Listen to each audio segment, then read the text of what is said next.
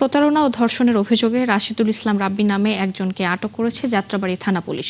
তার বিরুদ্ধে অভিযোগ, মেয়েদের মোবাইল হাতিয়ে নিয়ে ফ্রেন্ড লিস্টে থাকা মেয়েদের সাথে প্রতারণা ও প্রলোভন দেখিয়ে ধর্ষণের। গত এক মাসে 13টি ধর্ষণের কথা স্বীকার করেছে রাব্বি। দুপুরে ডিএমপির মিডিয়া সেন্টারে সংবাদ সম্মেলনে পুলিশ জানায়, অভিযুক্তের বিরুদ্ধে 3টি মামলা ও 3টি অভিযোগ রয়েছে। পুলিশের দাবি, প্রথমে রাব্বি মেয়েদের ফোন হাতিয়ে নিত, এরপর সেই ফোন ব্যবহার করে নারী কণ্ঠে অনেকের সাথে বন্ধুত্ব করে, বিভিন্ন গিফট পাঠিয়ে মেয়েদের সাথে সুসম্পর্ক তৈরি করে বাসায় নিয়ে যায়। এরপর ধর্ষণ ও ভিডিও ধারণের পর করা হয় ব্ল্যাকমেইল।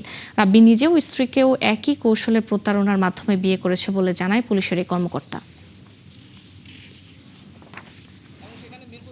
একটার পর একটা টোটাল এ পর্যন্ত 10টা অভিযোগ পাইছে। টোটাল 10টা অভিযোগ পাইছে এবং সবগুলা একই ধরনের, একই ধরনের ব্ল্যাকমেইল করেন, কখনো কখনো রেপ করেন, কখনো কখনো পর্নোগ্রাফির কাজ করেন। এবং আমরা যেগুলা ভিকটিম পাইছি সবগুলা হলেন মিরপুর এলাকা। একটা ভিকটিম আমরা পাইছি একটু ডিফারেন্ট।